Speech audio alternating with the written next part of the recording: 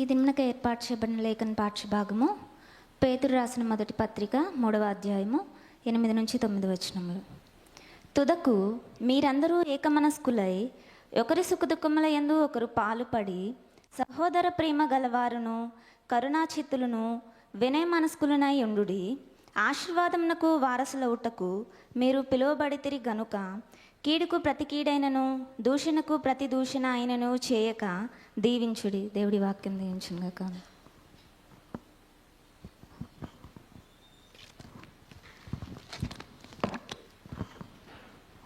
దేవునికి స్తోత్రం. హల్లెలూయా, హల్లెలూయా. సంతోషముగా ఉన్న వారందరూ దేవునికి స్తోత్రం, గట్టిగా దేవునికి స్తోత్రం చెల్లిద్దాం. హల్లెలూయా, ఇంకా గట్టిగా హల్లెలూయా. ఓకే, ఇప్పుడు మన మధ్యనున్న రెవరెండ్ డాక్టర్ జాన్ స్కైలాబ్ గారు మన బైబిల్ కాలేజీలో ప్రొఫెసర్గా, నూతనముగా మన బైబిల్ కాలేజీ ప్రొఫెసర్గా వచ్చి ఉన్నారు. మరి దేవుడు వారిని అభిషేకించి బలమైన వర్తమానాన్ని దేవుడు వారి ద్వారా మనకు అనుగ్రహించినట్లుగా మన హృదయములను సిద్ధపరచుకుని మనమందరము కూడా మరి ఏకాగ్రతతో దేవుని యొక్క వర్తమానాన్ని మనం విందాం. ఇప్పుడు మన మధ్యనున్న డాక్టర్ జాన్ స్కైలాబ్ గారు వచ్చి దేవుని యొక్క వర్తమానాన్ని అందిస్తారు.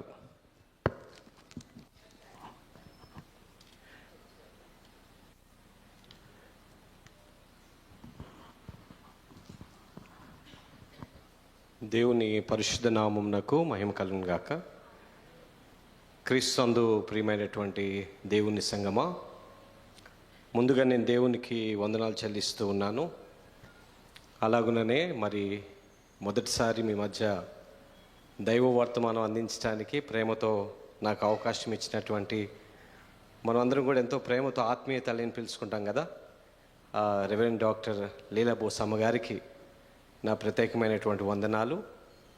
అలాగనే మరి దూర ప్రాంతంలో ఉన్నప్పటికీ మరి ఫోన్ చేసి మరి రేపు టైం తీసుకోవాలని వారిని చెప్పినటువంటి రెవరెండ్ జీవన్ అన్న గారు, వారికి మరి వారి కుటుంబం అంతా ఉన్నది, మేడం గారు, ఆ కుటుంబం అంతటికి ప్రభు నామమున మీ అందరికీ, అలాగుననే మరి ఈరోజు ఆరాధన నడిపిస్తున్నటువంటి ప్రియులు పాస్టర్ షారన్ గారు, మరి కూడి వచ్చిన మీ అందరికీ యేసుక్రీస్తు నామమున శుభవందనాలు తెలియచేస్తూ ఉన్నాను. క్రీస్తునందు ప్రియమైనటువంటి దేవుని సంగమా, దేవుని యొక్క వాక్యం వినడానికి మనం సంసిద్ధులం అవుతూ ఉన్నాం. ప్రభు మనతో మాట్లాడతాడని నేను నమ్ముతూ ఉన్నాను. చిన్న ప్రార్థన చేద్దాం. సర్వశక్తిమంతుడు అయిన మా తండ్రి, పరిశుద్ధుడు అయిన మా దేవా, ఘనమైన వాడా, నిత్య నివాసి సత్యదేవుడా, మీకు కృతజ్ఞతాస్తుతులు చెల్లిస్తూ నీ వాక్య ధ్యానములో మా నోటి మాటలు, మా హృదయ ధ్యానం మీ దృష్టికి అంగీకారం చేసి మమ్ము దీవించుమని యేసు దివ్యనామమున ప్రార్థించి వేడుకుంటున్నాము తండ్రి, ఆమేన్. పేతురు రాసినటువంటి పత్రిక 3వ అధ్యాయం 8-9 వచనాలు మనం చదువుకున్నాం. మిమ్మల్ని చూడడం నాకు చాలా సంతోషం అనిపిస్తూ ఉంది. మీలో ఉన్నటువంటి ఆసక్తిని బట్టి, వాక్యం పట్ల మీకున్నటువంటి ఆసక్తిని బట్టి చాలా సంతోషం. ప్రియులరా, ఈ యొక్క పత్రిక పేతురు రాశాడు. మనం సుపరిచితుడు మనందరికి కూడా పేతురు గారు. యేసుక్రీస్తు ప్రభు యొక్క శిష్యులలో వయసులో పెద్దవాడు అని చెప్పబడతాడు. వయసులో పెద్దవాడు, కొంచెం అనుభవం కలిగినటువంటి వాడు, జీవిత అనుభవం తెలిసినటువంటి వాడు పేతురు. అలాగుననే మరి యేసుక్రీస్తు ప్రభుని కూడా చాలా దగ్గరగా చూసినటువంటి వాడు, ప్రభుతో కలిసి కొంతకాలం పరిచర్యలో ఆయనతో జీవించినటువంటి అనుభవాలు, ఇవన్నీ కూడా సంతరించుకొని మరి క్రైస్తవులకు చెదిరిపోయినటువంటి diaspora Christians, those who are scattered in many countries during the first century, మొదటి శతాబ్దంలో చెదిరిపోయినటువంటి క్రైస్తవ లోకానికి, చెదిరిపోయినటువంటి వారికి ఆయన రాస్తూ ఉన్నటువంటి ఉత్తరం. ఆనాడు మరి క్రైస్తవులను మరి ఆధ్యాత్మికంగా బలపరచడానికి ఉత్తరం రాశాడు. ఈరోజు పరిశుద్ధాత్ముడు నీతో నాతో మాట్లాడుతూ ఉన్నాడు. ఈరోజు ప్రభు మనతో మాట్లాడుతూ ఉన్నాడు. మనం దేవుని యొక్క వాక్యాన్ని జాగ్రత్తగా గమనించినప్పుడు ప్రియులారా, చాలా విషయాలు ఇందులో ఆయన రాస్తూనే వారిని అర్థం చేసుకుంటున్నాడు. క్రైస్తవులని, క్రీస్తుని విశ్వసించినటువంటి వారిని ఎలా అర్థం చేసుకుంటున్నారంటే, వారు క్రీస్తును కలిగినటువంటి వారు, క్రీస్తు కృపలో ఎదుగుతున్నటువంటి వారు. అలా వారిని అర్థం చేసుకున్నాడు. వారు క్రీస్తు కృపలో ఎదుగుతున్నటువంటి వారు, క్రీస్తును కలిగి, క్రీస్తుని విశ్వసించుచు క్రీస్తుని వెంబడిస్తున్నటువంటి ఆధ్యాత్మిక జీవితాన్ని జ్ఞాపకం చేసుకుంటూ వారిని బలపరచడానికి రాసినటువంటి మాటలు ఇవన్నీ కూడా. అక్కడ వారిని ప్రోత్సహించడానికి ఒక మాట మనం చదువుకున్నటువంటి 8-9 వచనాల్లో ఒక మంచి మాట వాడుతున్నాడు. మీరు ఆశీర్వాదమునకు వారసులగుటకు పిలువబడితిరి, మీరు ఆశీర్వాదమునకు వారసులగుటకు పిలువబడితిరి అనేటువంటి మాట. అది మీరు ఆశీర్వాదమునకు వారసులు అని నేను అర్థం చేసుకుంటా ఉన్నాను. క్రీస్తులో ఉన్నటువంటి వారు ఆశీర్వాదమునకు వారసులు. మనం ఆశీర్వాదమునకు వారసులమై ఉన్నాం. దేవుని యొక్క ఆశీర్వాదం చాలా శ్రేష్టమైనటువంటిది ప్రియులారా. అయితే ఇక్కడ ఈ మాట ఎందుకు జ్ఞాపకం చేస్తాడంటే, వారు వివిధ దేశాల్లో క్రీస్తును వారి జీవితాల్లో కనబరచాలి. To witness Christ through their life. వారి జీవన విధానమును బట్టి వారి జీవితాల్లో క్రీస్తుని కనబరచాలనేది పేతురు యొక్క ఉద్దేశం. వారు కేవలము దేవుని యొక్క వాక్యం ద్వారా మాత్రమే కాకుండా వారి జీవన విధానంలో, వారి లైఫ్ స్టైల్, వారి యొక్క జీవన విధానంలో క్రీస్తును కనపరిచేటువంటి క్రమంలో ఈ ఆశీర్వాదానికి వారసులయ్యేటువంటి వారి యొక్క గుణ లక్షణాలు ఎలా ఉండాలో అక్కడ చాలా విషయాలు చెప్పాడు. కానీ ఈ దినం మీతో మాట్లాడడానికి నేను 3 విషయాలు మీతో పంచుకోవాలని నేను ఆశపడతా ఉన్నాను. ఈ 8-9 వచనాల్లో చాలా మాట్లాడాడు. మీకోసం ఒకసారి చదువుతాను. నేను చదివిన తర్వాత మనం దేవుని యొక్క వాక్యంలోనికి ఆ 3 విషయాలు మీతో పంచుకోవడానికి నేను ఇష్టపడుతున్నాను. తుదకు మీరందరూ ఏక మనస్కులై ఒకరి సుఖ దుఃఖములందు ఒకరు పాలుబడి సహోదర ప్రేమ గలవారును కరుణాచిత్తులను వినయ మనస్కులనై ఉండుడి. ఆశీర్వాదమునకు వారసులగుటకు మీరు పిలువబడితిరి గనక కీడుకు ప్రతి కీడైనను దూషణకు ప్రతి దూషణైనను చేయక దీవించుడి. ఈ 2 వచనాలను నేను క్రోడీకరిస్తూ ఒక 3 మాటలు మీకు, 3 విషయాలు మీకు నేను జ్ఞాపకం చేయాలని నేను ఇష్టపడతా ఉన్నాను. క్రీస్తునందు ప్రియులారా, మొట్టమొదటిది ఆయన చెప్పినటువంటి మాటలలో సహోదర ప్రేమ గురించి మాట్లాడుతూ ఉన్నాడు. Brotherly love. సహోదర ప్రేమ ఎక్కడ ఇతను నేర్చుకున్నాడు, ఎక్కడ చూస్తుంటాడు సహోదర ప్రేమ? పేతురు సహోదర ప్రేమ గురించి మాట్లాడుతున్నటువంటి సందర్భంలో ఎక్కడ నేర్చుకుని ఉంటాడు, ఎక్కడ చూస్తుంటాడు, ఎక్కడ నేర్చుకుని ఉంటాడని నేను ఆలోచన చేస్తూ ఉన్నప్పుడు ప్రభువులోనే నేర్చుకున్నాడు సహోదరుని ఎలా ప్రేమించాలో, తోటివారిని ఎలా ప్రేమించాలో. అంటే తోటివారిని ప్రేమించడం అంటే ఏంటి అని అర్థం చేసుకున్నాడు తను. మరి తోటివారిని ప్రేమించడం లేక సహోదర ప్రేమ కలిగి ఉండడం అంటే ఏంటి అనేది మనము లోతుగా ఆలోచన చేసినప్పుడు ప్రేమలో ఉండేటువంటి ఒక సద్గుణాన్ని మనం అర్థం చేసుకోవాలి. ప్రేమ దైవికమైనటువంటి ప్రేమ. దేవుడు మనల్ని ప్రేమిస్తూ ఉన్నాడు అని అంటే దాని అర్థం ఏంటో తెలుసా? ప్రభు మనల్ని భరిస్తూ ఉన్నాడని అర్థం. మనల్ని సహిస్తూ ఉన్నాడు ఆయన ఆ ప్రేమలో ఉన్నటువంటి సహనాన్ని మనము జ్ఞాపకం చేసుకోవాలి. క్రైస్తవ విశ్వాసంలో సహించడం, భరించడం ప్రేమలో భాగం. నేను మీకు అది జ్ఞాపకం చేస్తాను. మనం ఇంకా లోతైన విషయాలు మనం జ్ఞాపకం చేసుకుంటాం. ఒకసారి మనం హెబ్రీలకు రాసినటువంటి పత్రిక హెబ్రీలకు రాసినటువంటి మొదటి పత్రిక 13వ అధ్యాయము. ఈ 13వ అధ్యాయంలో ఒక లక్షణాన్ని మనం జ్ఞాపకం చేసుకోవాలి. ప్రేమ గురించి మనం ఆలోచిస్తూ ఉన్నప్పుడు సహోదర ప్రేమ అంటే సహించేది, భరించేది. సహోదర ప్రేమలో ఉన్నటువంటి మంచి లక్షణం ఏంటంటే భరించడం, సహించడం. ఇది మనం అర్థం చేసుకోవడానికి చాలా సమయం పడుతుంది. నువ్వు భరించకుండా, సహించకుండా, unless you endure be patient. మనం సహించకుండా, భరించకుండా మనం మనుషులను సంపాదించుకోలేము. మన తోటి వారిని సంపాదించుకోవడానికి మనలో ఉండవలసినటువంటి ఆ సహన గుణం, సహించేటువంటి లక్షణం చాలా ప్రాముఖ్యమైనటువంటి విషయాన్ని మీకు జ్ఞాపకం చేస్తా ఉన్నాను. యేసుక్రీస్తు ప్రభు ఎలాంటి వారిని సహించాడో తెలుసా? ఆయన జీవితంలో నుండి మనం నేర్చుకుందాం. యేసు ప్రభు సహించినటువంటి వారిలో ద్వేషించినటువంటి వారు ఉన్నారు. ఆయన్ని ద్వేషించినటువంటి వారిని సహించాడు, ఆయన భరించాడు.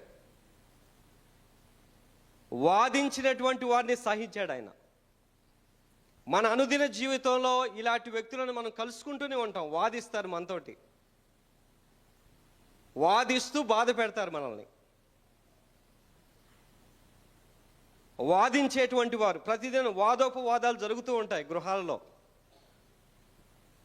వాదోపవాదాలు జరుగుతూ ఉంటాయి ఇన్స్టిట్యూషన్స్లలో, వాదోపవాదాలు జరుగుతూ ఉంటాయి మనం పనిచేసే దగ్గర. క్రైస్తవుడు నీ క్రీస్తు ప్రేమను కనబరచడానికి ఈ సహనం అనేటువంటి ఈ వర్చ్యూ, ఈ సహనం అనేటువంటి గుణాన్ని నువ్వు ప్రదర్శించాలా. నీతో వాదించేటువంటి వాడు అన్యుడై ఉండొచ్చు, నీతో వాదించేటువంటి వాడు దేవుని ప్రేమ తెలియనటువంటి వాడై ఉండొచ్చు. కానీ నువ్వు దేవుని యొక్క ప్రేమను తెలిసినట్లుగా భరించడం, సహించడం నువ్వు నేర్చుకోవాల్సినటువంటి సద్గుణము అనేటువంటి విషయాన్ని మనం జ్ఞాపకం చేసుకోవాలా. యేసుక్రీస్తు ప్రభు అవమానించినటువంటి వారిని కూడా సహించాడు. ఆయన సహించడం అని అంటే భరించడం అంటే వారితో కలిసి జీవితం, వారితో కలిసి నడవాలి మనం. మనుషులను దూరం చేసుకోవడం కాదు దీని యొక్క ఉద్దేశం. మనుషులను దూరం చేసుకోవడం ద్వారా నువ్వు వారిని సంపాదించుకోలేవు. నువ్వు మనుషులకు దూరంగా వెళ్ళడం కాదు. మనం ఎప్పుడు కూడా మనుషులకు దూరం చేసుకోకూడదు, దూరంగా వెళ్ళకూడదు కూడా. క్రీస్తు మనకు సమీపంగా వచ్చింది నిన్ను సంపాదించుకోవడానికి. ఆయన ఆ పరలోకపు సింహాసనాన్ని విడిచిపెట్టి నీకు సమీపంగా వచ్చి నీ కొరకు ఈ లోకంలో జీవించింది. ఎందుకయ్యానంటే మనలను సంపాదించుకోవడానికి ఆయన చాలా భరించాల్సి వచ్చింది. సహోదర ప్రేమ అంటే మనకు కలిగింది పెట్టడం కాదు, మనం అక్కడి వరకే ఆగిపోతాం. సహోదర ప్రేమ అంటే పలకరించడం, సహోదర ప్రేమ అంటే మనకు కలిగింది ఇవ్వడము, వీటన్నిటికంటే మించింది వారిని సహించటం, భరించటం, వారితోనే జీవించటం. క్రీస్తునందు ప్రియ దేవుని సంగమా, మనము జాగ్రత్తగా గమనిద్దాం. ఈ వాక్య భాగాలు జాగ్రత్తగా గమనిద్దాం. కొన్నిసార్లు ఈ సహోదర ప్రేమలో వారిగానే అంగీకరించటం. బాధ పెట్టేవారు ప్రతి చోట ఉంటారు కదా, మనల్ని బాధ పెట్టేటువంటి వారు. గృహాల్లో కూడా ఉంటారు మనం బాధ పెట్టేటువంటి వారు. మాట వినట్లేదండి అని అంటాం సహజంగా. మాట వినడం లేదండి, పోగొట్టుకుంటామా? మన కుటుంబాన్ని పోగొట్టుకుంటామా? అదే పొరుగు వారైతే మనం అనుకుంటా వాళ్ళతో మనకెందుకులే. అది ప్రభు అనుకోలేదు అలాగా. క్రైస్తవుడు ఆ క్రీస్తు ప్రేమ, సహోదర ప్రేమ, సహించేది, భరించేది. నీవు సహించకుండా, భరించకుండా క్రీస్తు కొరకు జీవించడం బహు కష్టం. మనల్ని ప్రేమించేవారు ఉంటారు, మనల్ని ఇబ్బంది పెట్టేటువంటి వారు ఉంటారు. నువ్వు అందరితో కలిసి జీవించడానికే సిద్ధపడ్డావు. ఈ క్రైస్తవ జీవితం నువ్వు అందరితో కలిసి జీవించాలా, అందరినీ సహించాలా, అందరిని భరించాలా, అందరినీ అంగీకరించాలా. వారు ఎలా ఉన్నారో అలాగే అంగీకరించాలా. క్రీస్తునందు ప్రియ దేవుని సంగమా, ఈ యేసుక్రీస్తు ప్రభు పేతురు ఇంకా కొంచెం వివరంగా చెప్తాడు మనకి. మనం కొద్దిగా ఈ పేతురు పత్రిక మనం జాగ్రత్తగా గమనిస్తే పేతురు కొంచెము వివరంగా చెప్తాడు. మనము మొదటి పత్రిక 2వ అధ్యాయం 19-20 వచనాలు కొంచెం క్షుణ్ణంగా పరిశీలన చేద్దాం. అక్కడ ఆయన చెప్పినటువంటి మాట ఏమై ఉంది? 19వ వచనం 20వ వచనము చదివే అలవాటు ఉంది ఇక్కడ. నాకు కొత్తగా చేయకండి, నేను చదివే అలవాటు ఉంది కదా. ఓకే రైట్, మీకు చదివే అలవాటు ఉంటే యూ కెన్ క్యారీ ఆన్. చదవండి. ఎవడైనను అన్యాయముగా శ్రమ పొందుచు దేవుని గూర్చిన మనస్సాక్షి కలిగి దుఃఖము సహించిన ఎడల, దుఃఖమును సహించడం అంటే సహోదర ప్రేమ ఏంటంటే నీవు దుఃఖాన్ని సహించాలా, దుఃఖ పెట్టేటువంటి వారిని సహించాలా.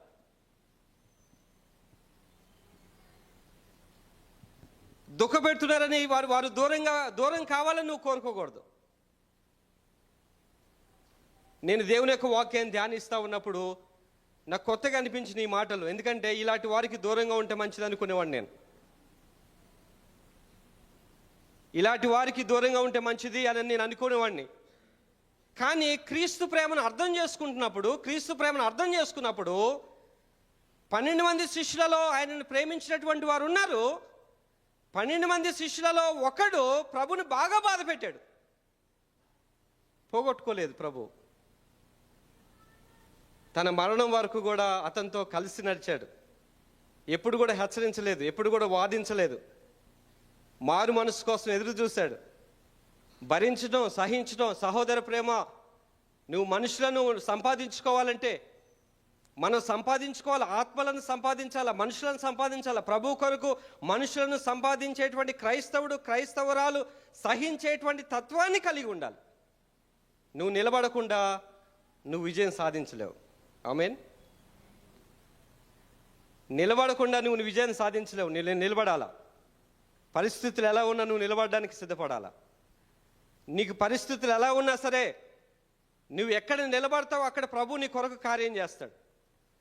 నువ్వు నిలబడడానికి సిద్ధపడాలి. మొదట ప్రభు నీ ద్వారా కార్యం చేయాలి అంటే, ప్రభు నీవు తలపెట్టేటువంటి కార్యము అది ఆశీర్వాదకరంగా ఉండాలి అంటే, ప్రియ సహోదరుడా, మొదట నువ్వు నిలబడడానికి సిద్ధపడాలి. పరిస్థితులను తట్టుకొని నిలబడడానికి మనం సిద్ధపడాలి. దేవుని యొక్క వాక్యాన్ని క్షుణ్ణంగా ఆలోచన చేస్తూ ఉన్నప్పుడు, దుఃఖమును సహించిన ఎడల కొంత శ్రమ అనుభవిస్తున్నారు ఈ క్రైస్తవులు. చెదిరిపోయినటువంటి క్రైస్తవులు అన్యుల నుండి కొన్ని మానసికమైనటువంటి హింస అనుభవిస్తున్నటువంటి సందర్భంలో నువ్వు వారితోనే కలిసి జీవించాలా. ఆ సహనం, ఆ దుఃఖాన్ని భరించాలి. నువ్వు క్రీస్తు కొరకు నువ్వు దూరం అయిపోకూడదు. క్రీస్తుని నీలో కనబరచాలంటే నువ్వు ఉన్నటువంటి చోట, నువ్వు ఏ చోటలో నిలబడ్డావో, ఎక్కడ ఉన్నావో అక్కడే క్రీస్తుని నీలో కనబరచడానికి ప్రయత్నం చేయాలి. మన ఉద్యోగం చేస్తాం, నా మిస్సెస్ ఉద్యోగం చేస్తుంది. అప్పుడప్పుడు చెప్తూ ఉంటుంది ఇంటికి వచ్చి, ఒక పాప ఉంది అసలు సహకరించదండి, చాలా బాధ అనిపిస్తుంది, కానీ ఐ షుడ్ గో, ఆ ఫ్లోతో వెళ్ళాలి, నేను అంతే అలా వెళ్ళాలి. ఎంతకాలమో, ఇంతకుముందు బెంగళూరులో చేస్తూ ఉన్నప్పుడు అనేది ఎంతకాలమో ఇదని అనేది ఇంటికి వచ్చి మనం చేసినంతకాలం అనేవాడిని నేను. నా వైపు సీరియస్గా చూసేది మా మిస్సెస్. అంటే నేను జోక్ చేసేది, ఎంతకాలం అండి ఇది అనేది. అంటే మనం ఉన్నంతకాలం. ఇంకొక మాట చెప్పాలంటే మనం బ్రతికున్నంతకాలం.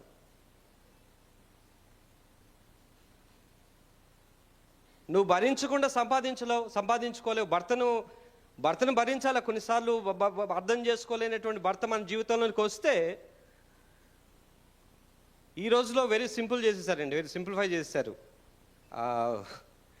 చాలా ఈజీ మెథడ్స్ నేర్చుకుంటున్నారు ఇప్పుడు. సో అది మనకు వద్దులేండి. అది క్రైస్తవ జీవిత లక్షణం కాదు అది కదా. టీవీ పెడితే, వార్తలు పెడితే అది సఫాని అయిపోతూ ఉంది, అంతే క్షణాల్లో జరిగిపోతూ ఉంది మొత్తం కూడా. క్రీస్తు ప్రేమ అలాంటిది కాదు. క్రీస్తు ప్రేమ అలాంటిది కాదు. సహోదర ప్రేమ అలాంటిది కాదు. సహోదర ప్రేమ క్రీస్తులో నుండి వచ్చినటువంటి ప్రేమే. క్రీస్తునందు ప్రియులారా, దుఃఖము బాధను భరిస్తూ నువ్వు ముందుకు సాగిపోవాలా. సహోదర ప్రేమ అంటే బాధ పెట్టేటువంటి వారిని, దుఃఖ పెట్టేటువంటి వారిని, వాదించేటువంటి వారిని, అవమానించేటువంటి వారిని సహిస్తూ ముందుకు సాగిపోవడంలోనే ఈ సహోదర ప్రేమ ఉందనేటువంటి విషయాన్ని మనం జ్ఞాపకం చేసుకోవాలి. తర్వాత 20 వచనం చదవండి. మీరు దుఃఖమును సహించేలా అది హితమగును. తప్పిదమునకై దెబ్బలు తినినప్పుడు మీరు సహించిన ఎడల మీకేమి ఘనం. మేలు చేసి బాధపడినప్పుడు మీరు సహించిన ఎడల బాధను కూడా సహించాలి. మీరు కొన్నిసార్లు మేలు చేస్తే కీడు ఎదుర్కొంటాం మనం. కొన్నిసార్లు మేలు చేసినటువంటి వారే వ్యతిరేకంగా మాట్లాడతారు. కొన్నిసార్లు మనసు చాలా కష్టమవుతుంది. ఎవరికైతే మేలు చేసి మనము ప్రోత్సహిస్తామో ఒక దినాన బాధ పెడతారు మనల్ని. దూరం చేసుకోవద్దు. మన మనుషులను దూరం చేసుకోవద్దు. నువ్వు కలిసి నడవాలా. బాధలను నీవు బాధను దిగమింగుతూ కలిసి నడవాలి. బాధను సహించాలి, దుఃఖాన్ని సహించాలి, దుఃఖపెట్టు వారిని సహించాలి, వాదించేటువంటి వారిని సహించాలి, బాధించు వారిని సహించాలి. ప్రభు చేసినటువంటి పని అదే. చాలా విషయాలు నేర్పించాడు ప్రభు తన జీవితంలో. నువ్వు నేర్చుకోవాలంటే నీ జీవిత కాలానికి కావాల్సినటువంటి విషయాలు ఎన్నో కూడా నేర్పించాడు ప్రభు దగ్గర నేర్చుకోవడానికి మనం సంసిద్ధులం కావాలా. సమయం ఎక్కడిది? సమయం మనకు లేదు, కానీ అందరికీ 24 గంటల సమయం ఉంది. మనకు లేదు, అది ప్రాబ్లం. మనకు లేదు సమయం, కానీ చాలామందికి 24 గంటల సమయం ఉంది. ప్రభు దగ్గర నేర్చుకోవడానికి సంసిద్ధులం కావాలి మనం. ప్రభు దగ్గర కూర్చోవడానికి, ప్రభు దగ్గర నేర్చుకోవడానికి ప్రభు మనకు నేర్పిస్తాడు. ప్రభు మనకు అనేక విషయాలు నేర్పిస్తాడు. తన జీవితంలో అనేక విషయాలు మనకు నేర్పిస్తాడు. కాబట్టి క్రీస్తునందు ప్రియులారా, మనం దుఃఖాన్ని సహించిన ఎడల అది మనకు హితమవుతుంది. నువ్వు అటువంటి మనుషులను సహించినప్పుడు ప్రభు తప్పకుండా నీకు నెమ్మదిని కలగజేస్తాడు. తప్పకుండా నీకు ఒక మార్గాన్ని చూపిస్తాడు. దాంట్లో నుంచి నువ్వు బయటపడేటువంటి మార్గం, ఆ బాధపడుతున్నటువంటి పరిస్థితి నుంచి నీవు తప్పించుకునేటువంటి మార్గం, ఆ సహోదర ప్రేమలో ఉన్నటువంటి ఆ సంగతులను మనము జ్ఞాపకం చేసుకోవాలి. అందుకే కొలస్సీలకు రాసినటువంటి పత్రిక 3వ అధ్యాయం 12-13 వచనాల్లో మంచి మాటలు రాస్తాడు పౌలు సంఘానికి. సహోదర ప్రేమల గురించి మనకు జ్ఞాపకం చేస్తూ ప్రియులారా, ఒకసారి మనం కొలస్సీలకు రాసినటువంటి పత్రిక 13వ అధ్యాయం 3వ అధ్యాయం 12-13 వచనాలు నేను చదువుతున్నాను. నేను చదువుతాను. సమయం మనం సమయాన్ని నేను ఎప్పుడైనా అడిగితే చదువుతాయని నా మీద ఆయాసపడకు, సరేనా? Okay, right. దేవుని చేత మనం చదువుదాము. కాగా దేవుని చేత ఏర్పరచబడిన వారును, చూడండి క్రైస్తవులను గురించి ఎలా రాస్తున్నారో, క్రీస్తు బిడ్డల గురించి ఎలా రాస్తున్నారో. మీరు ప్రత్యేకంగా ఏర్పరచబడినటువంటి వారు. మర్చిపోతాం మనం దేవుని యొక్క సన్నిధి నుంచి బయటకు వెళ్ళగానే మనం లోకస్తుల కంటే భిన్నంగా మనము ప్రవర్తిస్తామేమో.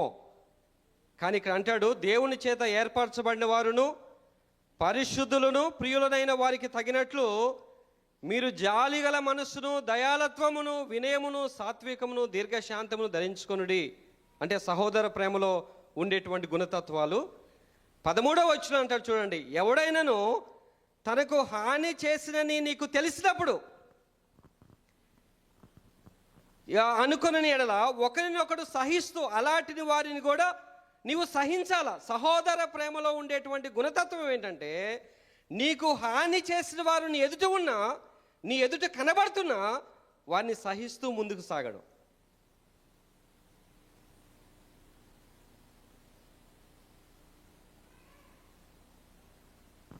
మన మనసును ఎంతగా సిద్ధపరచుకోవాలో, ఎలా సిద్ధపరచుకోవాలో, ఈ లోకంలో బ్రతకడానికి, క్రీస్తు బిడ్డలంగా బ్రతకడానికి నీ మనసును ఎంత సంసిద్ధం చేసుకోవాలో ప్రభు మనకి జ్ఞాపకం చేస్తున్నాడు. తన దాసుడు పౌలు ద్వారా మనకు జ్ఞాపకం చేస్తున్నాడు. క్రీస్తునందు ప్రియమైనటువంటి వాళ్ళరా, నేను వాక్యం ధ్యానం చేస్తూ ఉన్నప్పుడు సహోదర ప్రేమ అంటే మరి సహించడమేనా ప్రభువా, ఇంకేదైనా విషయం నేర్చుకోవాలా నేను ప్రార్థన చేస్తూ ఉన్నాను. నేను వాక్యం ధ్యానం చేస్తానే మనసులో అనుకుంటూ ఉంటాను, సహోదర ప్రేమ అంటే సహించడమే కాదు. సహోదర ప్రేమ అంటే వారి కోసం నువ్వు ప్రార్థన చేయాలి. సహోదర ప్రేమ అంటే సహించడమే కాదండి, సహించడం ద్వారా నువ్వు సక్సెస్ కాలేవు. నువ్వు సహిస్తున్నావు కదా అని చెప్పి నువ్వు సహించడమే ఇక నా జీవిత లక్ష్యం కాదు. నువ్వు సహిస్తూ వారి కోసం ప్రార్థన చేయాల. ఇది ఎవరు చేశారు? మనం నేర్చుకోవాల్సింది యేసుక్రీస్తు ప్రభు యొక్క జీవన విధానంలోనే. ఆయన ప్రార్థన చేస్తూ ఉన్నాడు, తన శిష్యుల కొరకు ప్రార్థన చేస్తున్నాడు. తన శిష్యులలో తనను బాధ పెట్టినటువంటి వాడు కూడా ఉన్నాడు. ఆయన ప్రార్థన చేసినప్పుడు తనను ప్రేమించిన వారే కాదు, తనను బాధ పెట్టినటువంటి వాడు కూడా మనము ఆయన శిష్యులో చూస్తాం. ఆయన చేసిన ప్రార్థన యోహాను సువార్త ఒకసారి మనం యోహాను సువార్త 17వ అధ్యాయంలోనికి వెళ్దాం. 3 విషయాలు ప్రాముఖ్యంగా ఆయన చేసిన ప్రార్థనలో ఉన్నటువంటి గొప్పతనం. ఆయన కేవలం సహించడం భరించడమే కాదు, ఎవరినైతే సహిస్తూ ఉన్నాడో, ఎవరినైతే భరిస్తూ ఉన్నాడో వారి కోసం ప్రార్థన చేశాడు ఆయన. మనకు కష్టం ఇది ప్రార్థన చేయడం. సహిస్తాను కానీ పాస్టర్ గారు, so I'm coming from pastoral ministry, సడన్గా నాకు అట్లా వస్తుంది. ఒకవేళ మేబీ ఇప్పుడు ప్రొఫెసర్ కావచ్చు, కానీ నాది పాతది, అదే పాస్టర్గా చేశాను కాబట్టి. సో కనుక ఈ సహించడం, ప్రార్థించడం, ఇది విషయాలు మనం చూస్తే, యేసు ప్రభు శిష్యుల కోసం ప్రార్థన చేశాడంటే మనకు నేర్పించడానికి కాదు. వారికి ఏమని ప్రార్థన చేస్తున్నాడు, అసలు ఎందుకు ప్రార్థన చేస్తున్నాడు? నీవు నాకు ఇచ్చినటువంటి వారు. 9వ వచనంలో 8, 9 వచనాలు జాగ్రత్తగా వినండి. మనకిచ్చినటువంటి సమూహం, మనకిచ్చినటువంటి కుటుంబం, నువ్వెవరి కోసం ప్రార్థన చేయాలి? నీకు ఇచ్చినటువంటి వారు, నీతో ఉన్నటువంటి వారు. ఆ మాటలకు అర్థం మనం ఎప్పుడైనా అర్థం చేసుకున్నామా? యేసు ప్రభు ఎవరి కోసం ప్రార్థన చేశాడు అంటే 8వ వచనం అంటాడు, 17వ అధ్యాయం 8వ వచనంలో, నీవు నాకు అనుగ్రహించినవన్నీ, మనుషులైనా సరే, ఆశీర్వాదమైనా సరే, ఏదైనా సరే, ఏ మహిమ అయినా లేక ఏ మనుషుడైనా, నీవు నాకు అనుగ్రహించావు వారిని. నీవు నాకు అనుగ్రహించినవన్నీ నీ వలననే కలిగినవని వారు ఇప్పుడు ఎరిగి ఉన్నారు. నేను వారి కొరకు ప్రార్థన చేయుచున్నాను. నువ్వు సహించడం భరించడం వరకు నువ్వు ఆపకూడదు. నీ కన్నీటి ప్రార్థన గురించి నేను కూడా ఆత్మీయ తల్లి గారు అని అంటాను. ఎందుకు మళ్ళీ నేను మేడం గారు అని అనేది? ఆత్మీయ తల్లి గారు వాకింగ్ చెప్తా ఉన్నప్పుడు ఆ ఫేస్బుక్లో వింటూ ఉంటాను నేను. ప్రార్థన గురించి ఎంత మంచి మాటలు చెప్తారు. కన్నీటి ప్రార్థన నీ జీవితానికి ఆశీర్వాదకరం అవుతుందని వారు చెప్తూ ఉన్నప్పుడు నేను జాగ్రత్తగా నోట్ చేసుకుంటాను వాటిని. నాకు వాక్యం అంటే పిచ్చండి. నేను ప్రయాణంలో ఉన్నా కానీ నేను చదువుతాను. నేను వాక్యం మీ మధ్య ఇక్కడ నిలబడ్డానని చెప్పడంలా, నా చేతిలో ఎప్పుడు బైబిల్ ఉంటుంది, నా బ్యాగ్లో ఎప్పుడు బైబిల్ ఉంటుంది. నాకు ఎప్పుడు మనసు అనిపిస్తే, అంటే నేను ప్రయాణం ప్రారంభించగానే చదవను, నాకు ఎప్పుడు మనసులో ప్రేరేపణ కలిగి కొంతసేపు వాకింగ్ చదవచ్చు కదా అన్నప్పుడే నా మనసుకి ఎక్కుతుంది అది. అప్పుడు బైబిల్ తీసి చదువుతాను నేను. ఎంతమంది అన్న ఉండను అక్కడ. క్రీస్తునందు ప్రియమైన వాళ్ళరా, ప్రార్థించడం నువ్వు నేర్చుకోవాలా. నీకు ఇచ్చినటువంటి వారు, దేవుడు నీకు ఇచ్చినటువంటి కుటుంబం, దేవుడు నీకు ఇచ్చినటువంటి పిల్లలు, నువ్వు ప్రార్థన చేయాలా. సహించడమే కాదు, మన చుట్టూ ఉన్నటువంటి వారిని సహించడం భరించడమే కాదు, వారి కోసం మనం నిత్యం ప్రార్థన చేయాలా. సహోదర ప్రేమలో ఉన్నటువంటి మరొక గుణలక్షణమే నీవు వారి కోసం ప్రార్థన చేయాలా. ప్రభు శిష్యుల కోసం ప్రార్థన చేస్తూ ఉన్నాడు. వారి కొరకు ఏమని ప్రార్థన చేస్తున్నాడు? రెండో విషయం మనం 15వ వచనంలో చదివితే, 15వ వచనం చదవమప్పుడు చదువు. నీవు లోకములో నుండి వారిని తీసుకొని పొమ్మని నేను ప్రార్థించలేదు కానీ అది అసాధ్యం. నువ్వు వారిని ఈ యొక్క కీడు నుండి వారిని తప్పించి తీసుకోపోమని చెప్పట్లేదు లేదు, కానీ దుష్టుని నుండి కీడు నుండి వారిని కాపాడమని నేను ప్రార్థిస్తూ ఉన్నాను. ప్రభు చూడండి, ఆయన మంచి మనసు చూడండి, సహోదర ప్రేమ చూడండి. ఒకసారి నువ్వు ప్రశ్నించుకో, ఎవరి కోసం నువ్వు ప్రార్థన చేసావు ఈరోజు? అయితే నీ భర్త, నీ పిల్లల కోసం. ఇంతకు మించి నువ్వు దాటావంటే నేను నమ్మను. I never believe that. అయితే పురుషుడైతే తన భార్య, తన పిల్లలు, తల్లిదండ్రులు ఉన్నా కానీ వాళ్ళు ఎప్పుడూ పెళ్ళి అవ్వగానే మర్చిపోతారు. అది వేరే విషయం అనుకోండి. It is a common thing. కొంతమందికి బాధ కలిగించవచ్చు కానీ, బట్ సర్వసాధారణం. అది ఎందుకో మరి అలా. మనం దేవుని యొక్క వాక్యాన్ని జ్ఞాపకం చేసుకుంటున్నప్పుడు, నువ్వు ఈ లోకంలో తప్పకుండా వారికి కొంత ఆటంకాలు కలుగుతాయి, వారు ఇబ్బంది పడతారు, వారికి కీడు కలగవచ్చు. వారిని ద్వేషించేవారు, నన్ను ద్వేషించేవారు వారిని ద్వేషిస్తారు. నేను లోక సంబంధిని కానట్టు 14 వచ్చిన అంటాడు, నేను లోక సంబంధిని కానట్టు వారును లోక సంబంధులు కారు గనక లోకం వారిని ద్వేషిస్తుంది. ప్రార్థన చేస్తా ఉన్నాడు, అయ్యా వారికి ఏ కీడు కలగకుండా నీవు వారిని కాపాడు. ఇది సహోదర ప్రేమలో ఉన్నటువంటి మంచి గుణలక్షణం అండి. నీవు నీ సహోదరుని పట్ల చూపవలసినటువంటి ప్రేమ సహించడం మాత్రమే కాదు, నువ్వు వారి కోసం ప్రార్థించాలి అనేటువంటి విషయాన్ని దేవుని యొక్క వాక్యం మనకు జ్ఞాపకం చేస్తూ ఉంది. ఏ కీడు కలగకుండా వారిని కాపాడు నాయన అని ప్రార్థన చేస్తున్నాడు. ప్రార్థించడంలో ఇంకొక విషయాన్ని మనం జ్ఞాపకం చేసుకోవాలి. నేటి దినాల్లో కుటుంబ వ్యవస్థ చిన్నాభిన్నం అవుతుంది, ఐక్యత ఉండడం లేదు. There is no unity in family, in fellowship, wherever you see. మనం ఎక్కడ చూసినా ఐక్యత కోసం పోరాడుతూ ఉన్నాం. సంఘాలు కూడా, ప్రపంచ సంఘం, ఆ ప్రపంచ దేశాలు కూడా సంఘం, వివిధ రూపాలు కలిగి ఉన్నటువంటి సంఘం కూడా ఐక్యత కోసం పోరాడుతూ ఉంది నేటి దినంలో. ఈ ఐక్యత కోసము ఎక్యుమినికల్ ఆ స్పిరిట్ ఆ యేసుక్రీస్తు ప్రభులో నుండే వచ్చింది. అది ఐక్యత కోసం ప్రార్థన చేస్తున్నాడు ప్రభు. ఏమని ప్రార్థన చేస్తున్నాడు? నీవు నేను. చాలా మంచి సందర్భం. ఆయన దేవునితో ఐక్యత కలిగి ఉన్నాడు, దేవునితో కలిసి ఉన్నాడు. యేసు ప్రభు దేవునికి దూరంగా లేడు. ఆయన 20-21 వచనాన్ని మనం జాగ్రత్తగా గమనిస్తే, నీవు నన్ను పంపితవని లోకము నమ్మునట్లు తండ్రి, నాయందు నీవును నీయందు నేనును ఉన్నలాగున మనం ఎలా అయితే ఐక్యతతో ఉన్నామో, ఐక్యత కలిగి ఉన్నామో, there is a unity that we had. మనము కలిగి ఉన్నటువంటి ఆ ఐక్యత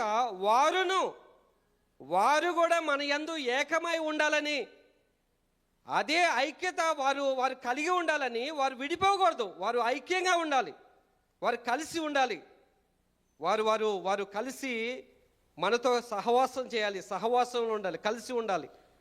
కనుక వారి ఐక్యత కోసం నేను ప్రార్థన చేస్తా ఉన్నాను. మనం ఎప్పుడు కూడా కుటుంబ ఐక్యత కోసం ప్రార్థించాలి ప్రియులరా. కుటుంబం ఐక్యంగా ఉండాలి. మనం నేర్చుకోవాల్సినటువంటి సద్గుణం. ఏదో ఒక సందర్భంలో కుటుంబం కలుసుకోవాలి, కుటుంబ సభ్యులందరూ కలుసుకోవాలి. ఒక దినాన ఒక పండగ సందర్భాన్ని మనం ఏర్పరచుకోవాలి. మనం దూరం అయిపోతామేమో అనుకుంటున్నాం, కానీ మన పిల్లలు కూడా దూరం అయిపోతారు. మన పిల్లలను కలపాలా, కుటుంబాలతో కలపాలి. మన పిల్లలను మనం దూరంగా జీవిస్తూ ఉన్నప్పుడు మనమే వెళ్ళాలి. క్రైస్తవ జీవన విధానంలో నువ్వు నేర్చుకోవాల్సింది ఏంటంటే, కుటుంబంలో ఐక్యత నెలకొల్పడానికి నువ్వే ముందడుగు వేయాలి. కలిసి జీవించడానికి ఏదో ఒక సందర్భంలో మన వారిని కలుసుకోవడానికి ప్రయత్నం చేయాలి. ఐక్యత ఆ ప్రార్థన, వారి ఐక్యత కోసం ప్రార్థన చేస్తూ ఉన్నారు. వారు కలిసి ఉండాలి, వారు విడిపోకూడదు. వారు కలిసి ఆరాధించాలి, కలిసి మనలో నడవాలి. కనుక ఆ ప్రార్థనా జీవితంలో ఆయన చేసేటువంటి ప్రార్థనా విధానంలో ఆ సహోదర ప్రేమ, వారి పట్ల ఉన్నటువంటి ఆ ప్రేమను కనబరుస్తూ ఉన్నాడు ప్రార్థనలో. మొట్టమొదటి, నా వారు, నువ్వు నాకు ఇచ్చినటువంటి వారు వీరు, అయ్యా నాకు ఇచ్చినటువంటి వీరి కోసం నేను ప్రార్థన చేస్తున్నాను. నువ్వు అనొచ్చు, ప్రభువా నాకు ఇచ్చిన కుటుంబం కోసం నేను ప్రార్థన చేస్తాను. దావీదు ప్రార్థన చేస్తాడు, నా కుటుంబము నిత్యము నీ సన్నిధిలో ఉండులాగున వారిని ఆశీర్వదించు తండ్రి. నా కుటుంబం నీవు నాకు ఇచ్చినటువంటి కుటుంబం. అలాగే మనం దేవునికి ఇస్తున్నప్పుడు, మనం ఏదైనా కానుక ఇస్తూ ఉన్నప్పుడు మనం ద్వితీయోపదేశకాండంలో చదువుతాం, నీవు నాకు ఇచ్చిన దానిలో నుండి నేను నీకు ఇస్తూ ఉన్నాను. నాకు ఇచ్చింది కనుక ఈ సహోదర ప్రేమను మనం జ్ఞాపకం చేసుకుంటున్నప్పుడు, ఒకటి సహించటం, రెండవది ప్రార్థించటం. అది మనం నేర్చుకోవాల్సినటువంటి సత్యం. మొట్టమొదటి మాట సహోదర ప్రేమ. సహోదర ప్రేమలో 2 విషయాలు మనం నేర్చుకున్నాం. ఇంకా 2-3 విషయాలు నేను క్లుప్తంగా ముగించేసి నేను చెప్పి ముగించేస్తాను. ఈ 8-9 వచనాలను 2గా నేను 3 భాగాలుగా విభజించినప్పుడు, మొదటి భాగాన్ని సహోదర ప్రేమను మనం ధ్యానం చేసుకున్నాం. రెండో మాట ఏమంటాడు మనం చదువుదాం, బైబిల్ గ్రంథంలో చదువుదాం. రెండో మాట ఏమంటాడు? పేతురు, 1 పేతురు 2వ అధ్యాయము 2వ మాట ఏమంటాడంటే 8వ వచనంలో, వినయ మనస్కులై ఉండుడి. వినయ మనస్కులు అంటే దీన్ని ఎట్లా అర్థం చేసుకోవాలి? నేను వినయ మనస్కు అంటే ఎలా చెప్పాలా ప్రభు, ఎలా చెప్పాలంటే, వినయ మనస్కు అంటే ఏం లేదు, దేవుని మనసు కలిగి ఉండాలి మనం, అంతే. ఆమేన్. దేవుని మనస్సే వినయము కలిగినటువంటి మనస్సు. నువ్వు దేవుని మనస్సు కలిగి ఉండడానికి ప్రయత్నం చేయాలా. దేవుని మనస్సు ఎలా ఉంటుందో, దేవుని మనస్సు ఎలా ఉండాలో మనం ఒక ఉదాహరణ మనం చూద్దాం. చూడండి, ఒకసారి చూడండి. కలిసిపోయేటువంటి మనస్సు, దేవుని మనస్సు ఎలాంటిదంటే మనుషులతో కలిసిపోయే మనసు అనమాట. నీతో కలిసిపోతుంది. నువ్వు ప్రభువు అంటే నీతో కలిసిపోవడానికి ఇష్టపడుతుంది. కలిసిపోవాలి మన మనుషులతోటి, దూరంగా ఉండకూడదు. మనుషులకు దూరంగా ఉండేది దేవుని మనసు కాదు. మనుషులతో కలిసిపోవడానికి, మనుషులు ఎవరైనా సరే, వారు ఎవరైనాను వారితో కలిసిపోవడానికి, కలిసి జీవించడానికి, కలిసి నడవడానికి ప్రయత్నం చేసేదే దేవుని యొక్క మనస్సు. ఎవరు పిలిచినా తండ్రి అని పిలిస్తే ఆయన పలికేటువంటి వాడు గనుక, దేవుని మనసు ఏంటంటే నువ్వు ఎవరితోనైనా కలగొలుపుగా ఉండడానికి ప్రయత్నం చేయాలి. నీ మనసులో ఎడబాటు ఉండకూడదు. నీ మనసులో ఎడబాటు ఉండకూడదు.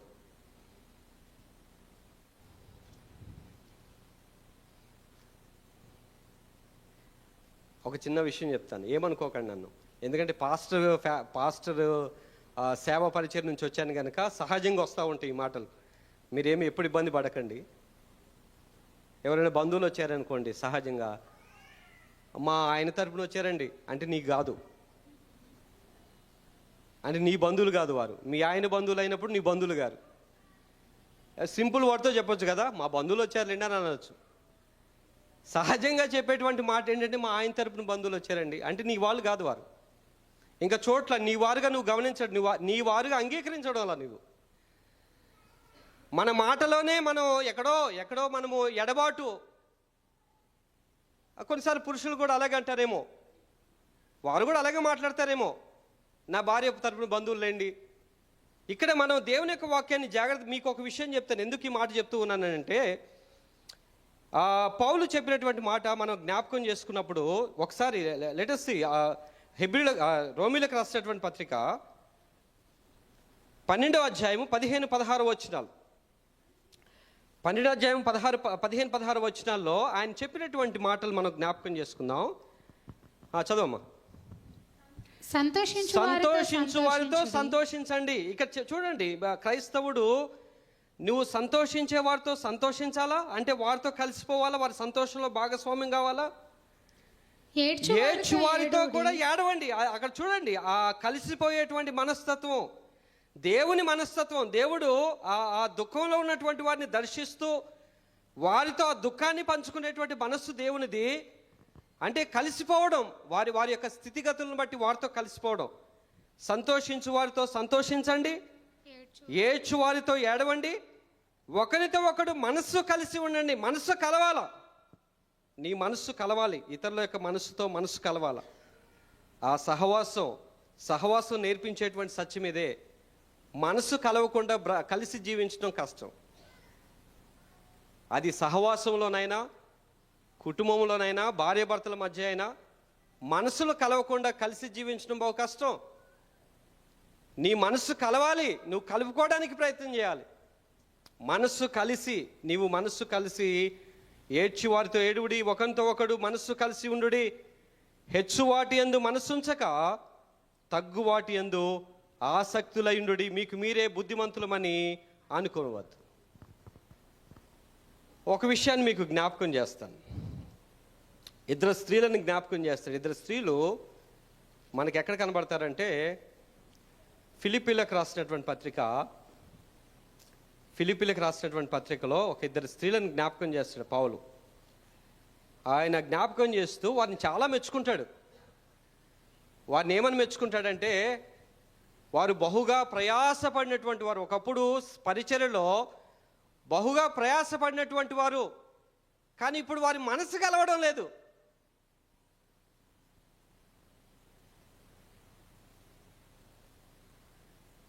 కొన్నిసార్లు ఆత్మీయమైనటువంటి గర్వం,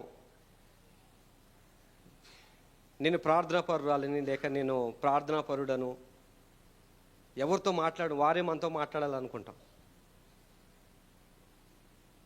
ఏ స్పిరిచువల్ ప్రైడ్. ఎంత ఎత్తుకు ఎదిగినా ఒదిగి ఉండాలనేటువంటి సత్యాన్ని దేవుని యొక్క వాక్యం మనకు జ్ఞాపకం చేస్తూ ఉంది. ఎందుకు ఈ మాట మీకు చెప్పానంటే, ఒకప్పుడు ఈ స్త్రీలు, మనం సంఘాల్లో కూడా ఇటువంటి వారిని చూస్తాం. సహజంగా ప్రారంభంలో చాలా ఆసక్తిగా ఉంటారు.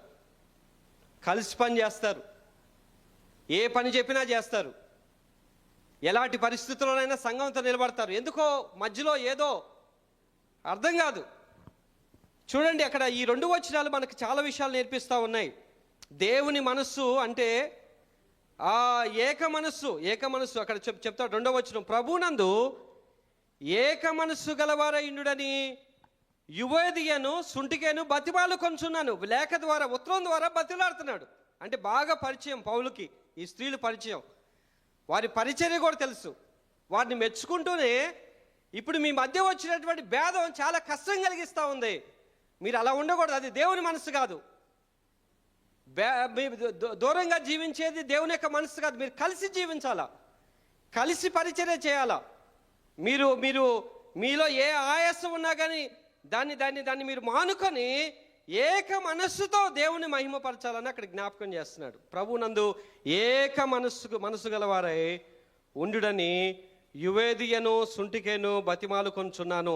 3వ వచనంలో చెప్తాడు, అవును నిజమైన సహకారి ఆ స్త్రీలు క్లెమెంతుతోనూ నా ఇతర సహకారులతోనూ సువార్త పనిలో నాతో కూడా పౌలుతో కూడా కలిసి పనిచేసినటువంటి వారు, ప్రయాసపడినటువంటి వారు, ఒకప్పుడు పౌలుతో ప్రయాసపడినటువంటి వారు, చాలా మంచి విశ్వాసులు, వారు మంచి సాక్ష్యాన్ని సంపాదించుకున్నారు. కానీ సాక్ష్యాన్ని పోగొట్టుకుంటున్నారు. ఇప్పుడు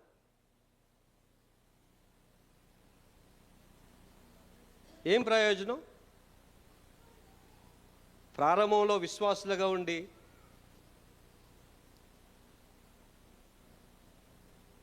మనం చివరి దశలోకి వచ్చేసరికి మన సాక్ష్యాన్ని పోగొట్టుకుంటే నిన్ను ఎవరు కాపాడగలరు? నీ విశ్వాసాన్ని ఎవరు కాపాడగలరు? నీ జీవితాన్ని ఎవరు కాపాడగలరు? ఎంత చక్కగా వర్ణిస్తున్నాడో. ఆ వచ్చిన ఎప్పుడైనా చదివారా మీరు? మనం ఎంత ఆయాసపడ్డా, నేనేమంటానంటే మనం ఇంటికి వెళ్ళిపోయిన తర్వాత మర్చిపోవాలి దాన్ని. మళ్ళీ వచ్చినప్పుడు ఎదురుపడగానే పలకరించాలి. నా 15 సంవత్సరాల సేవా జీవితంలో నేను నేర్చుకున్నటువంటి సత్యం అది. నేను బాధపడినటువంటి సందర్భం ఒకే ఒక సందర్భం. అంటే ఇలాంటి సందర్భాలు చాలా బాధపెట్టిన సందర్భాలు. అంటే కొంతమంది ఉంటారు, ప్లాన్డ్గా ఉంటారు.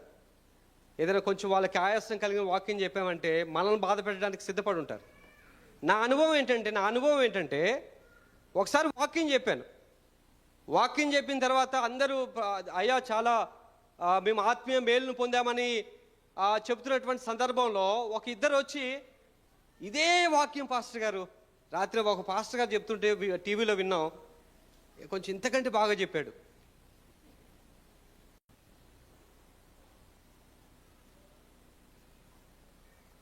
ఆ పాస్టర్కి పరిశుద్ధాత్ముడే మాట్లాడుంటాడు, నాలో కూడా పరిశుద్ధాత్ముడే మాట్లాడుంటాడు.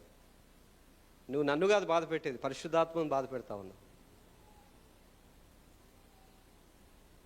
నా సేవా జీవితంలో ఇలాంటివి కోకొలలు, సూటిపోటి మాటలతో నన్ను బాధ పెట్టినటువంటి వారు విశ్వాస జీవితంలో, సంఘ పరిచర్యలో. నా భార్య మంచి సహకారి నా జీవితంలో. దేవుడు నాకు ఇచ్చినటువంటి మంచి ఆశీర్వాదం ఏంటంటే నా భార్య మంచి సహకారి, నన్ను అర్థం చేసుకుంది, నా సేవను అర్థం చేసుకుంది ఆమె. మనం సహకరించేటువంటి గుణతత్వం మనలో, ఏక మనసు, భర్త భార్యతో కలిసిపోవాలి, భార్య భర్తతో కలిసిపోవాలి, విభేదించకూడదు. ఎవరిని బాధ పెడుతున్నావు నువ్వు? దేవుడు నీకు ఇచ్చినటువంటి కుటుంబాన్ని బాధ పెడతా ఉన్నావు, నీకు ఇచ్చినటువంటి భర్తను బాధ పెడతా ఉన్నావు, నీకు ఇచ్చినటువంటి భార్యని బాధ పెడతా ఉన్నావు. నువ్వేం సంపాదిస్తున్నావు? ఆయాసం ఉండొచ్చు, ఆయాస పెట్టడని చెప్పడం లేదు, కానీ ఒకసారి నువ్వు ఆయాస పడిన తర్వాత నువ్వు ఇంటికి వెళ్తావు కదా, కొద్ది క్షణం నువ్వు ఆలోచన చేసి ఆయాసాన్ని తీసేసుకోవాలి. ఏమీ లేనట్టుగానే మరలా ఎదురుపడినప్పుడు పలకరించేటువంటి మనసే దేవుని మనసు. అది మనం ఎంతగా ఆయాస పెడతాం దేవుణ్ణి, ఎంతగా బాధ పెడతాం ప్రియులారా? దేవుడు దూరంగా ఉంటున్నాడా? ఇక్కడ ప్రభునందు ఏక మనసు గలవారై ఉండని యువోదియను సుంటికేను బతిమాలు కొంచున్నాను. చాలా బాగా చెప్తాడు. అవును నిజమైనటువంటి సహకారి ఆ స్త్రీలు క్లెమెంతుతోనూ నా ఇతర సహకారులతోనూ సువార్త పనిలో నాతో కూడా ప్రయాసపడినటువంటి వారు. ఎంత మంచి సాక్ష్యం! సాక్ష్యాన్ని పోగొట్టుకునేటువంటి స్థితిలో ఉన్నారు వారు. వారిని హెచ్చరించు, వారికి సహాయం చేయి, ఆధ్యాత్మికంగా వారిని బలపరచడానికి ప్రయత్నం చేయి, దేవుని యొక్క వాక్యం ద్వారా వారిని సరిచేయడానికి నువ్వు ప్రయత్నం చేయి.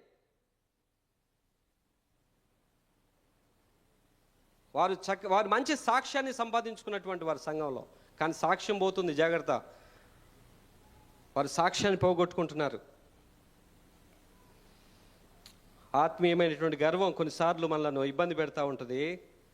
కానీ నేను అంటాను, ప్రభు మెచ్చుకున్నవాడే గొప్పవాడు. నువ్వు నేను కాదు మెచ్చుకోవాల్సింది, ప్రభు మెచ్చుకోవాలి. ప్రభు మెప్పు కొరకు మనం ప్రయాసపడాలి. ప్రభు తప్పకుండా నీలో మంచి ఉన్నప్పుడు నీకు ఒక దినం ఆయన సిద్ధపరిచి ఉంచుతాడు నిన్ను హెచ్చించడానికి. ప్రభు నిన్ను గణపరుస్తాడు, ప్రభు నిన్ను హెచ్చిస్తాడు, ప్రభు నిన్ను వాడుకుంటాడు, ప్రభు నిన్ను బలపరుస్తాడు. అందుకే మనుషుల వైపు మనం చూడకూడదు.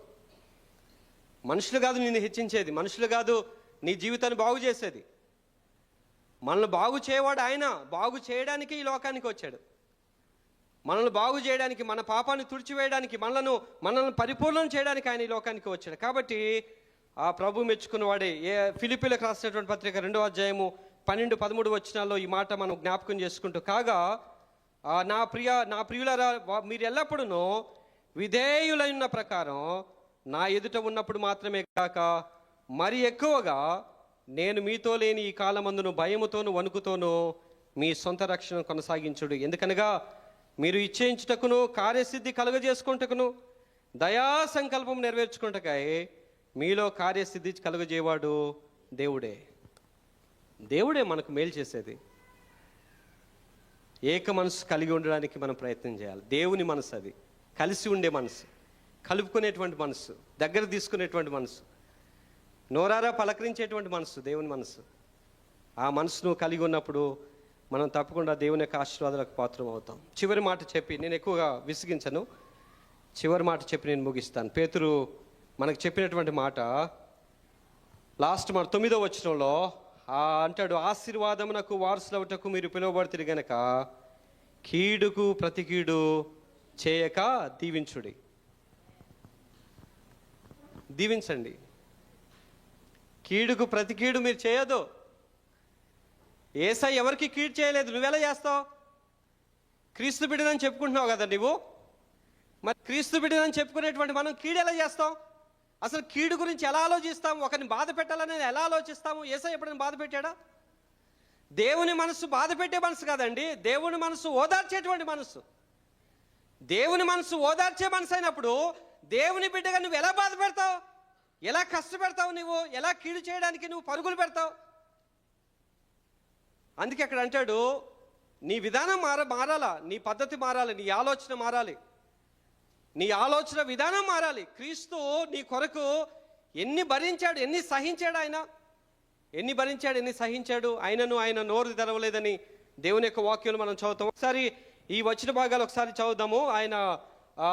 ఆయన సహించినటువంటి విధానము ఇదే మొదటి పత్రికలోనే 23వ వచనం, 2వ అధ్యాయం 23వ వచనం ఏమంటాడంటే, ఆయన దూషింపబడి బదులు దూషింపలేదు, ఆయన శ్రమ పెట్టబడి బెదిరింపక న్యాయముగా తీర్పు తీర్చు దేవునికి తాను అప్పగించుకొనేను. అయితే ఈ విషయాలు నేను జ్ఞాపకం చేసుకుంటున్నప్పుడు మరి కంటికి కన్ను పంటికి పన్ను అని బైబిల్లో రాయబడి ఉంది కదా అని నేను ఆలోచిస్తూ ఉన్నాను. ఏంటి ప్రభు అంటే, మరి యేసు ప్రభు చెప్పాడు, ఆ మాట కూడా చెప్పాడు, యేసు ప్రభు చెప్పాడు. దాన్ని కొంచెము రిఫ్రైన్ చేస్తూ ఉన్నాడు ప్రభు. మత్తయి సువార్త 5వ అధ్యాయము 38-42 వచనాల్లో 38-42 వచనాల్లో 5వ అధ్యాయం చూడండి ఒకసారి. 5వ అధ్యాయం చూడండి, 38-42 వచనాలు, 38-40 వచనాల్లో ప్రభు ఎంత నిన్ను ఎలా ఒక ఆధ్యాత్మికమైనటువంటి జీవితంలో ఒక సాఫ్ట్ కార్నర్ నీలో ఒక మంచి మనస్సు కలిగించడానికి, నీలో ఒక క్షమాగుణం కలిగించడానికి, నీలో ఒక సహృద భావం కలిగించడానికి ప్రయత్నం చేస్తూ ఉన్నాడు. అది కాదయ్యా, అది ధర్మశాస్త్రంలో చెప్పబడినట్లుగా మనం బ్రతకూడదు. ఇప్పుడు ఆ ధర్మశాస్త్రాన్ని మనము కొంచెం దాన్ని అధిగమించాలా, ధర్మశాస్త్రాన్ని అధిగమించాలా. యేసుక్రీస్తు ప్రభు చెప్పింది కొట్టేయమని చెప్పలేదు, కానీ దాన్ని అధిగమించాలి. ఇప్పుడు వి షుడ్ ఓవర్కమ్, దాన్ని మనం అధిగమించి జీవించాలి. అది ఎలాగా? 38 వచ్చి చదువుతున్నాను చూడండి. కంటికి కన్ను పంటికి పళ్ళు అని చెప్పబడినటువంటి మాట మీరు విన్నారు కదా.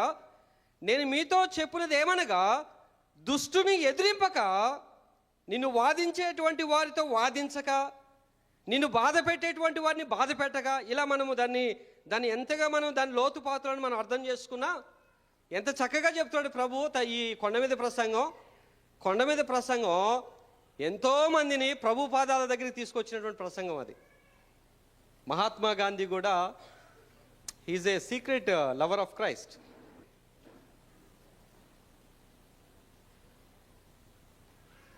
క్రీస్తు ప్రియ దేవుని సంగమా, మనము జ్ఞాపకం చేసుకుంటూ ఉన్నప్పుడు అనేక మంది, ఎంతోమంది జీవితాలు ప్రభు పాదాల దగ్గరికి తీసుకొచ్చినటువంటి ప్రసంగం ఇది. అక్కడ అంటాడు, కంటికి కన్ను పంటికి పళ్ళు అని చెప్పబడినటువంటి, నేను మీతో చెప్పినది ఏమనగా, దుష్టుని ఎదిరింపక, నిన్ను కుడి చెంప మీద కొట్టువానికి వైపు నాకు ఎడమ చెంప కూడా తిప్పుము. నువ్వు హాని చేయొద్దు, నువ్వు కీడుకు ప్రతి కీడు చేయడానికి ప్రయత్నం చేయొద్దు. ఎవడైనా నీ మీద వ్యాజ్యపు వేసి నీ అంగీ తీసుకొని నీది లాక్కోవడానికి ప్రయత్నించినప్పుడు కూడా నీవు ఎటువంటి ఆటంకపరచకూడదు. నేను ఎలా అర్థం చేసుకున్నానంటే, నువ్వు దేవుని వాడవైనప్పుడు దేవుడు నిత్యం నిన్ను చూస్తూ ఉంటాడు. నిన్ను మాత్రమే కాదు, నిన్ను బాధ పెట్టిన వాడిని కూడా చూస్తాడు. మనం మర్చిపోతాం ఈ విషయాన్ని. అందుకే మనం చాలా ఏమంటారు, ఏ టెన్షన్ లేకుండా ఉండాలి. మన మనసులో ప్రశాంతంగా ఉండాలి. క్రైస్తవుడు అన్ని ప్రభుకు అప్పగించాలా.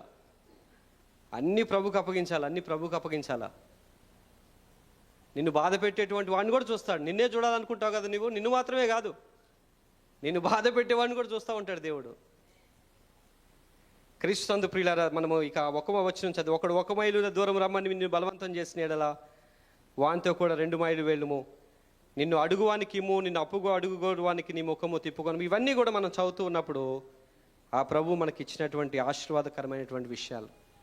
కనుక ఆశీర్వాదానికి వారసులగుటకు పిలువబడ్డాం. మన ప్రవర్తన, మన పరివర్తన ఒకరిని దేవుని దగ్గరికి తీసుకొని రావాలి. సహోదర ప్రేమ అంటే నువ్వు సహించాలి, ప్రార్థించాలి ప్రియులారా. రెండవది, దేవుని మనసు కలిగి ఉండడం అంటే కలిసి జీవించడం, కలవడానికి, కలిసి జీవించడానికి ప్రయత్నం చేయడం. మూడవది ఏంటంటే, కీడుకు ప్రతికూడు మనం ఎప్పుడు కూడా చేయకూడదు.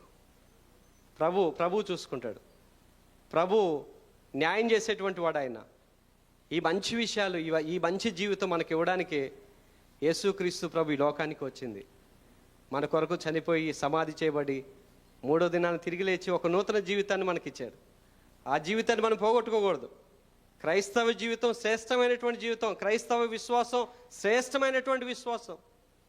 దాన్ని పోగొట్టుకోక ఆ ప్రభువులో ఎదుగుతూ, కృపలో ఎదుగుతూ దేవుని యొక్క ఆశీర్వాదాన్ని సంపూర్ణంగా మీరు సంపాదించుకోవాలని మనసారా కోరుకుంటూ ఈ మాటలు ముగిస్తూ ఉన్నాను. తలలు వంచుదాం, ప్రార్థన చేద్దాం. ఒక మాట తలలు వంచుదాం, ప్రార్థన చేద్దాం. సర్వశక్తిమంతుడు అయిన తండ్రి, పరిశుద్ధుడు అయిన దేవా, మహోన్నతుడా, మీకు వందనములు, స్తుతి, స్తోత్రాలు మేము చెల్లిస్తూ ఉన్నాం. ఈ శ్రేష్టమైనటువంటి జీవిత సమయంలో ప్రభువా, నీవు మాతో మాట్లాడినందుకు, నీ ఆత్మతో మాట్లాడినందుకు, నీ కృపలో మమ్మను బలపరిచి తండ్రి, నీ ఆత్మీయమైనటువంటి మాటలు మాకు అందించినందుకు మీకు స్తోత్రాలు. ఆశీర్వాదమునకు వారసులుగా మీరు పిలువబడ్డారు. అవును నాయనా, అలాంటి జీవితం, అలాంటి మారు మనస్సు, ఆ క్రీస్తును